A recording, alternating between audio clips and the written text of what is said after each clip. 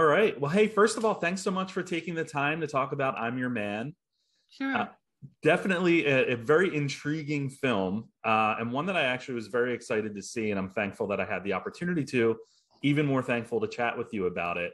I have to start off asking just about your performance. So, your character is one who is very strong-willed yet tormented, and that certainly comes across not only in the dialogue but also in your acting and the nonverbals.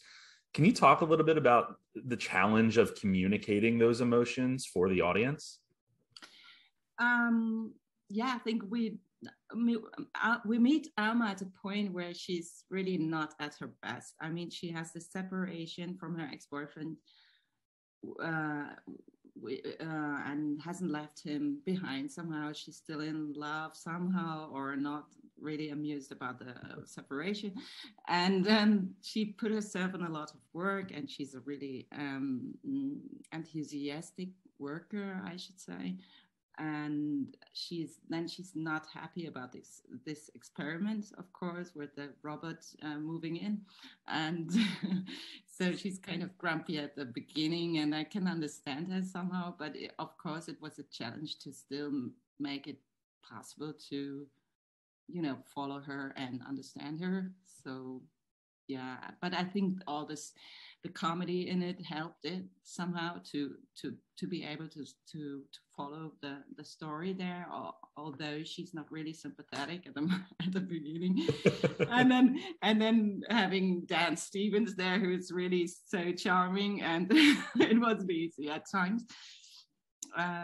Yeah, and yeah, and I just love it how it then goes more into melancholic thoughtful kind of storytelling, and I think it that the film transports all these questions all of the time, and that really worked out well, and I love that about it.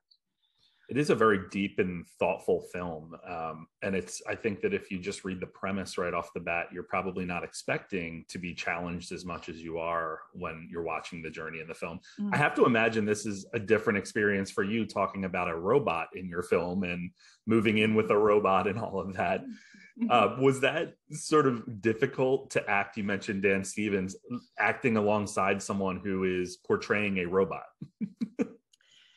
Well, yes, because and when we were performing the scenes, he couldn't react in a way he would, as if he had played, as if he was playing a human being. Like, so, he was always very, especially in the beginning, always very like stiff with his eyes and not reacting very much. And I was kind of in need of a reaction, but that helped me also with Alma, because she's like puzzled also there.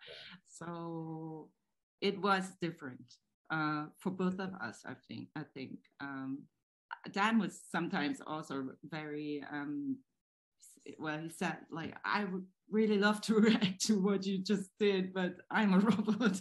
So yeah, it was special. It definitely comes across that way. I have to ask, was it hard to keep a straight face at times? Because there's a scene near the beginning where he malfunctions, and I just know that I would have busted out laughing. I did several times, of course. Yeah, but then we also had to go on shooting, and I had to really like tap on my feet or something to not do it. Yeah, because Dan is really also very funny.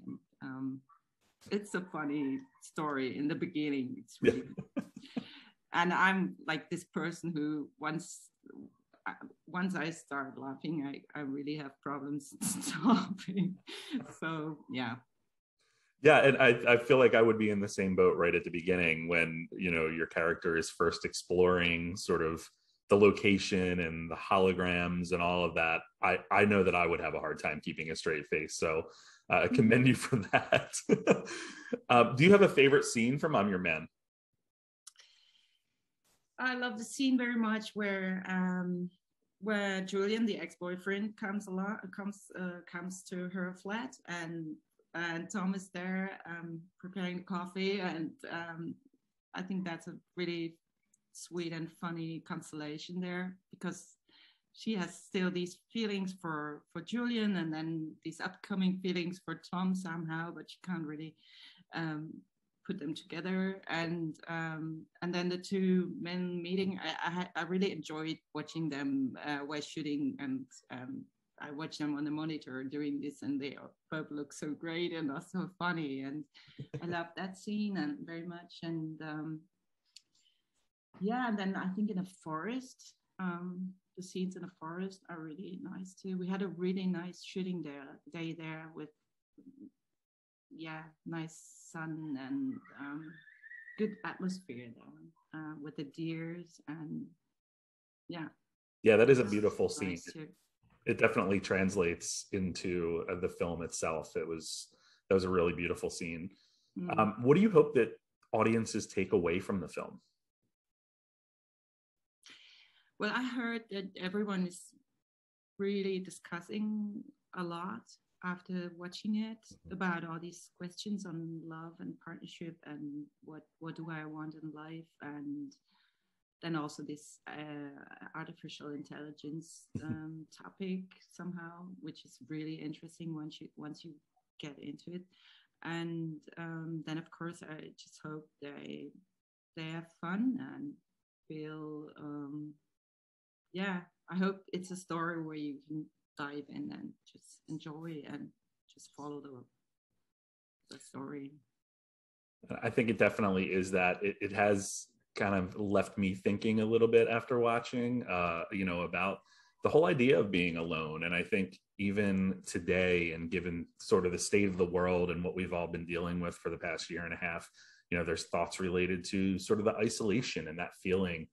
But then seeing the growth of Alma from the beginning to the end, I think is also something that's really remarkable in the film.